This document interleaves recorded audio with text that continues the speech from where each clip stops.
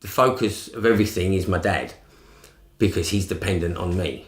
It's being sort of on call, prepared, having things, contingency plans and stuff like this. I haven't had a day for myself for over 3 years, because basically all my allocation of time of annual leave is taken with odd days off for his appointments.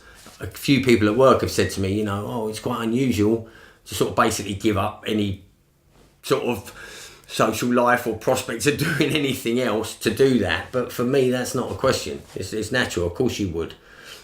From a personal point of view, I wouldn't want him to have to go and live in a home with strangers if he doesn't have to. From a community point of view, if I can look after him, I should look after him, because somebody who doesn't have anybody to look after them perhaps need those places in a care home or this, that and the other, or home help and stuff like this. Sometimes you get overwhelmed with things. Work was hard today, I had to stay a bit extra to get something finished. The traffic was bad.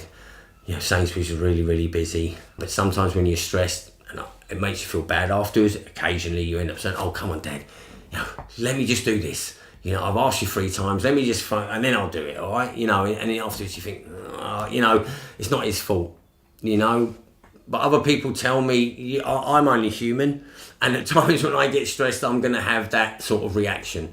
We have support workers who come to the house now every day for half an hour.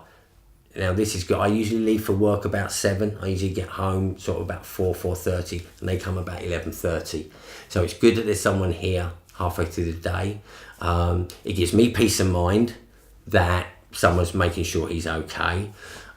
And your brain can only hold so much at a time, and you end up sort of forgetting, and you subconsciously sort of prioritise, and sometimes your priorities are wrong, and sometimes it helps if you've got somebody else to point things out. I would imagine there are other people who are carers who do it by themselves.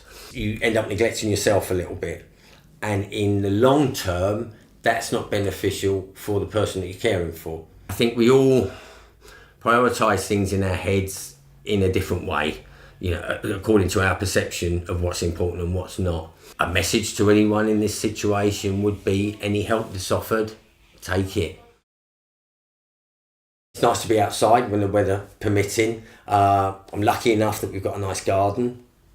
And going out and feeding the birds and watching the sparrows and the thrushes and the starlings and everything coming and feeding away. I can stand at the window for hours watching. That's one constant theme since we moved in is I guess, we're the Birdmen of Peacehaven.